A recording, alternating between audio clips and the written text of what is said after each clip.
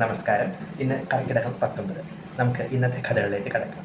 അങ്ങനെ ഹനുമാൻ സീതാന്വേഷണത്തിനായിട്ട് സമുദ്രത്തിന് മുകളിലൂടെ പറന്നു പോയിക്കൊണ്ടിരിക്കുകയാണ്. അപ്പോൾ ഹനുമാൻ്റെ വേഗതയും ബലമൊക്കെ ഒന്ന് പരീക്ഷിക്കാൻ ദേവന്മാർക്ക് തോന്നി. അപ്പോൾ ഒരു ദേവന്മാർ സുരസിയോട്, അതായത് നാഗമാതാവിനോട് ചെന്നിട്ട് ഹനുമാനെ ഒന്ന് പരീക്ഷിക്കാൻ പറയുകയാണ്.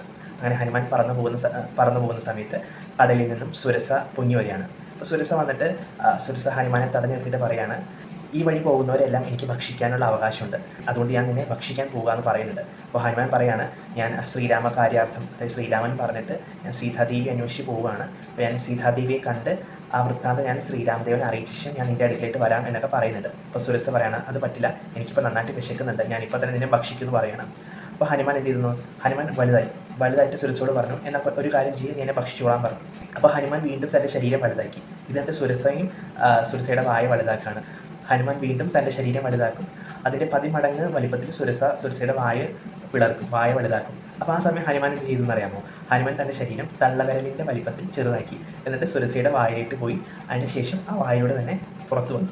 അപ്പോൾ ഇത് കണ്ട സുരസ ഹനുമാനോട് പറയാണ്, ഞാൻ തോറ്റുപോയി. ഒപ്പം പറയുന്നുണ്ട്, നീ എന്ത് കാര്യത്തിലാണോ പോകുന്നത് ആ കാര്യം നിനക്ക് നിറവേറ്റാൻ പറ്റട്ടെ എന്ന് പറഞ്ഞ് സുരസ കടലിൻ്റെ അടിയിലേക്ക് തന്നെ താന്നു പോവാണ്.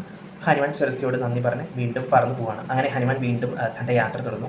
യാത്ര തുടരുന്ന സമയത്ത് കടലിൽ നിന്നും ഒരു പർവ്വതം, മൈനാക പർവ്വതം എന്നാണ് പറയുന്നത്, മൈനാക പർവ്വതം പൊങ്ങി വന്നിട്ട് ഹനുമാനോട് പറയാണ്, കുറേ നേരമായല്ലോ നീ ഇതിന് മുകളിലൂടെ പറന്നു പോകുന്നു, നീ എൻ്റെ പുറത്ത് കയറി വിശ്രമിച്ചാലും നിൻ്റെ ക്ഷീണമൊക്കെ ആക്കിയ ശേഷം നിനക്ക് വീണ്ടും പറന്നു പോകാമെന്ന് പറയാണ്. അപ്പോൾ ഹനുമാൻ പറയുന്നുണ്ട്, അങ്ങയുടെ ആതിഥ്യ മര്യാദയ്ക്ക് ഞാൻ നന്ദി പറയാണ്, പക്ഷേ ഞാൻ വിശ്രമിക്കുന്നില്ല, കാരണം ശ്രീരാമദേവൻ്റെ ഒരു കാര്യത്തിനായിട്ട് പോവുകയാണ്. ആ സമയത്ത് വഴിയിൽ തങ്ങാനോ മറ്റു കാര്യങ്ങൾക്കോ എൻ്റെ കയ്യിൽ കളയാൻ സമയമൊന്നുമില്ല, അപ്പോൾ അതുകൊണ്ട് ഞാൻ സ്നേഹത്തോടെ തന്നെ അങ്ങയുടെ ആതിഥ്യം നിരസിക്കുകയാണ് എന്ന് പറഞ്ഞ് ഹനുമാൻ മൈനാക പർവ്വതത്തെ നമസ്കരിച്ചുകൊണ്ട് വീണ്ടും പറന്നു പോവുകയാണ്. അങ്ങനെ പറന്നു പോകുന്ന സമയത്ത് ഹനുമാൻ ഒരു സ്ഥലത്ത് ചെന്നപ്പോഴത്തേക്കും ഹനുമാൻ പറക്കാൻ പറ്റുന്നില്ല, തൻ്റെ നിഴലിൽ ആരോ പിടിച്ചു വെച്ചിരിക്കുന്നത് തോന്നി. അപ്പോൾ ഹനുമാൻ നോക്കിയപ്പോൾ സമുദ്രത്തിൽ താഴേട്ട് നോക്കിയപ്പോൾ ഒരു ഭീമാകാരമായിട്ടുള്ളൊരു സ്ത്രീ രൂപം തൻ്റെ നിഴലിൽ പിടിച്ചു വെച്ചിരിക്കുന്നത് കണ്ടത്. ആ രൂപത്തെ ഹനുമാൻ സ്വന്തം കാലുകൊണ്ട് ചവിട്ടി കൊല്ലുകയാണ്. അങ്ങനെ അതിനെയും കൊന്ന ശേഷം ഹനുമാൻ വീണ്ടും സമുദ്രത്തിന് മുകളിലൂടെ പറന്നു പോവുകയാണ്. അങ്ങനെ പറന്ന് അവസാനം ലങ്കാപുരിയിലെത്തുകയാണ്. അപ്പോൾ ലങ്കാപുരി ഹനുമാൻ നോക്കിക്കാണാണ്, വിശാലമായിട്ടുള്ള ഒരു പട്ടണമാണ്, 4 വശവും സമുദ്രത്താൽ ചുറ്റപ്പെട്ട ഒരു പട്ടണം, അതിമനോഹരമായിട്ടുള്ള ഉദ്യാനങ്ങളും ഫലവൃക്ഷങ്ങളും ഫലങ്ങളും ഒക്കെ നിറഞ്ഞ വളരെ മനോഹരമായിട്ടുള്ളൊരു പട്ടണമാണ്. അപ്പോൾ എങ്ങനെയെങ്കിലും ആ പട്ടണത്തിന് ഉള്ളിലേക്ക് കടക്കണം. പക്ഷേ ഹനുമാൻ നോക്കുമ്പോൾ അവിടെ വലിയ കിടങ്ങുകളും വലിയ സ്വർണ്ണം കൊണ്ടുള്ള മതിലുകൾ കാര്യങ്ങളൊക്കെ ഉണ്ട്. അപ്പോൾ ഹനുമാൻ എങ്ങനെയാണ് അതിൻ്റെ ഉള്ളിലേക്ക് കടക്കാനൊക്കെ ആലോചിച്ച് അവിടെ ഹനുമാൻ നിൽക്കുകയാണ്. അപ്പോൾ ഹനുമാൻ ഒരു കാര്യം ചെയ്തു, രാത്രിയാകുമ്പോൾ വളരെ ചെറിയൊരു രൂപത്തിൽ എങ്ങനെയെങ്കിലും ആ മതിൽക്കെട്ട് കിടന്ന് അകത്തേക്ക് കടക്കാമെന്ന് കരുതി. അങ്ങനെ രാത്രിയായപ്പോൾ ഹനുമാൻ തൻ്റെ ഏറ്റവും ചെറിയ രൂപം സ്വീകരിച്ച് അങ്ങോട്ട് ലങ്കയിലേക്ക് കടക്കാൻ നോക്കുകയാണ്. അപ്പോൾ കടക്കുന്ന സമയത്ത് ഒരു കാര്യം കണ്ടു. നോക്കിയപ്പോൾ ഒരു വലിയൊരു രാക്ഷസ സ്ത്രീയാണ്, ലങ്കാലക്ഷ്മി ആയിരുന്നത്. എൻ്റെ അനുവാദമില്ലാതെ കോട്ടയ്ക്കകത്തിട്ട് കടക്കാൻ സാധ്യമല്ല എന്ന് ലങ്കാലക്ഷ്മി പറയുന്നുണ്ട് ഹനുമാനോട്. ആ സമയം ലങ്കാലക്ഷ്മിക്ക് ഹനുമാൻ കനത്തൊരു പ്രഹരം നൽകി. ഹനുമാൻ്റെ പ്രഹരമേറ്റ് ലങ്കാലക്ഷ്മി താഴെ വീണു. അങ്ങനെ ലങ്കാലക്ഷ്മിക്ക് ശാപമോക്ഷം ലഭിക്കുകയാണ്.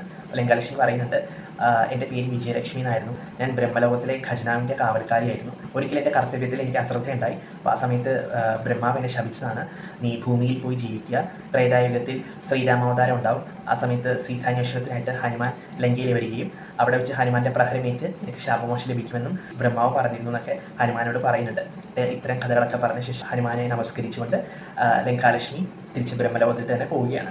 അപ്പോൾ ലങ്കാലക്ഷ്മി ബ്രഹ്മലോകത്തേക്ക് പോകുന്നതിന് മുന്നേ ഹനുമാനോട് പറയുന്നുണ്ട്, ഇവിടെ വിശാലമായ വലിയൊരു ഉദ്യാനമുണ്ട്, അതിൽ ശിംശിബാ വൃക്ഷത്തിന് ചുവട്ടിൽ ശ്രീരാമനെ ഓർത്തുകൊണ്ട് സീതാദേവി അവിടെ ഇരിക്കുന്നുണ്ടെന്ന് ഹനുമാനോട് പറയുകയാണ്. അങ്ങനെ ഹനുമാനോട് ഈ വൃത്താന്തമൊക്കെ പറഞ്ഞ ശേഷമാണ് ലങ്കാലക്ഷ്മി ബ്രഹ്മലോകത്തേക്ക് പോകുന്നത്.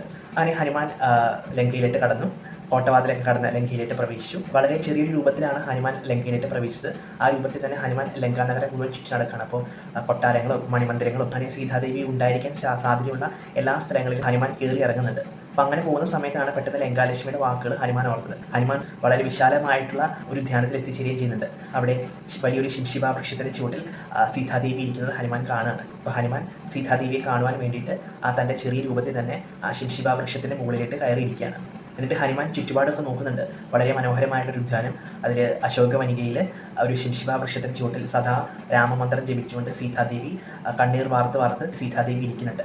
സീതാദേവിക്ക് കാവലായിട്ട് 100ഓളം രാക്ഷസിമാരും ആ ഉദ്യാനത്തിലുണ്ട്. അപ്പോൾ ആ സമയം വലിയ വാദ്യഘോഷങ്ങളുടെ ഒരു ഒച്ചയ്ക്ക് കേട്ട് ഹനുമാൻ അങ്ങോട്ട് നോക്കുന്ന സമയം രാവണൻ അശോകവാടികയിലേക്ക് വരികയാണ്. ഹനുമാൻ നോക്കുന്ന സമയത്ത് 10 തലയുള്ള ഒരാൾ ധ്യാനത്തിലേക്ക് കടക്കുകയാണ്. വളരെ നല്ല രീതിയിൽ വേഷവിധാനങ്ങളൊക്കെ ചെയ്ത് ഒരു സ്ത്രീയോടൊപ്പം അശോകവനികയിലേക്ക് രാവണൻ വരികയാണ്. അപ്പോൾ രാവണൻ വന്നിട്ട് സീതാദേവിയോട് പറയുന്നുണ്ട്, ഇത്രയും നാളായിട്ട് നിന്നെ അന്വേഷിച്ച് ആരും വന്നിട്ടില്ല.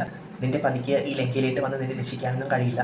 അതുകൊണ്ട് നീ നിന്റെ പതിയെ മറന്നു കളയുക, എന്നെ പതിയായിട്ട് സ്വീകരിക്കുക, എന്നെ വിവാഹം കഴിക്കുക. ഇത് കേട്ട് സീതാദേവി രാവണനോട് പറയുന്നുണ്ട്, എൻ്റെ രാമൻ എന്തായാലും എന്നെ അന്വേഷിച്ച് ഇവിടെ വരും. നിന്നെ വധിച്ച ശേഷം എന്നെ തിരിച്ച് അയോധ്യയിലേക്ക് തന്നെ കൊണ്ടുപോകുമെന്നൊക്കെ സീതാദേവി പറയുന്നുണ്ട്. ഇത് കേട്ട് ദേഷ്യം കൊണ്ട് രാവണൻ തൻ്റെ വാളെടുത്ത് സീതാദേവിയെ വധിക്കാൻ നോക്കുന്നുണ്ട്. അപ്പോൾ ആ സമയത്ത് മണ്ഡോദരി, രാവണൻ്റെ പത്നിയാണ്, മണ്ഡോദരിയോടൊപ്പമാണ് രാവണൻ അശോകവനികയിലേക്ക് സീതയെ കാണാൻ വന്നത്. അപ്പോൾ മണ്ഡോദരി തടഞ്ഞുകൊണ്ട് പറയുന്നുണ്ട്, സീതയെ വധിക്കരുത് എന്നൊക്കെ പറഞ്ഞ് രാവണനെ ശാന്തനാക്കുന്നുണ്ട്.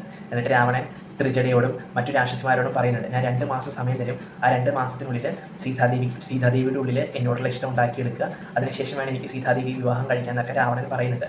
എന്നിട്ട് രാക്ഷസിമാർക്ക് ഈ നിർദ്ദേശങ്ങളൊക്കെ കൊടുത്ത ശേഷം രാവണൻ തിരിച്ച് തൻ്റെ രാജധാനിയിലേക്ക് പോവുകയാണ്. അങ്ങനെ ഹനുമാൻ സീതാദേവിയെ കാണാനായിട്ട് സമയം പാർത്തിരിക്കുകയാണ്. അങ്ങനെ രാത്രിയായപ്പോൾ കാവൽ നിൽക്കുന്ന രാക്ഷസിമാരെല്ലാം മയക്കത്തിലേക്ക് വീണു.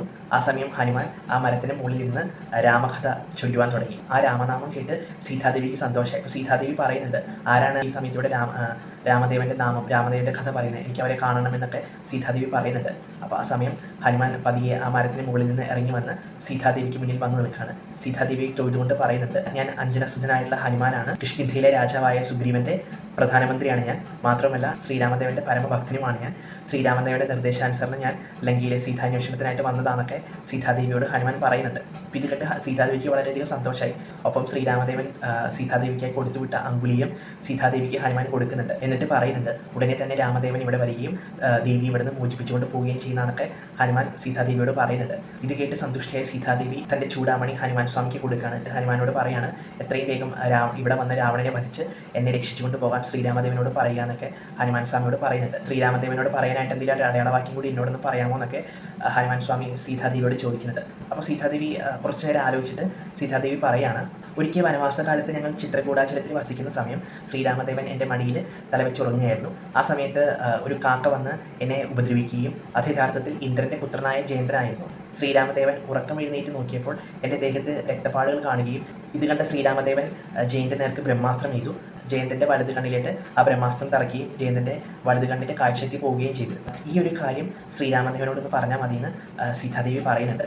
ഒപ്പം സീതാദേവി ഹനുമാനോട് പറയുന്നുണ്ട്, രാക്ഷസിമാരുടെ ആരുടെയും കണ്ണിലൊന്നും പെടാതെ വേണം ഇവിടുന്ന് കടക്കാൻ. സീതാദേവിയോട് അനുവാദം മേടിച്ച് തൊഴുത് നമസ്കരിച്ചുകൊണ്ട് ഹനുമാൻ സ്വാമി അശോകവനികയിൽ നിന്നും പുറത്തേക്ക് കടക്കുകയാണ്. ഇത്രയുമാണ് ഇന്നത്തെ കഥാസാരം. എല്ലാവർക്കും ഇഷ്ടമായി എന്ന് വിശ്വസിക്കുന്നു. നമസ്കാരം.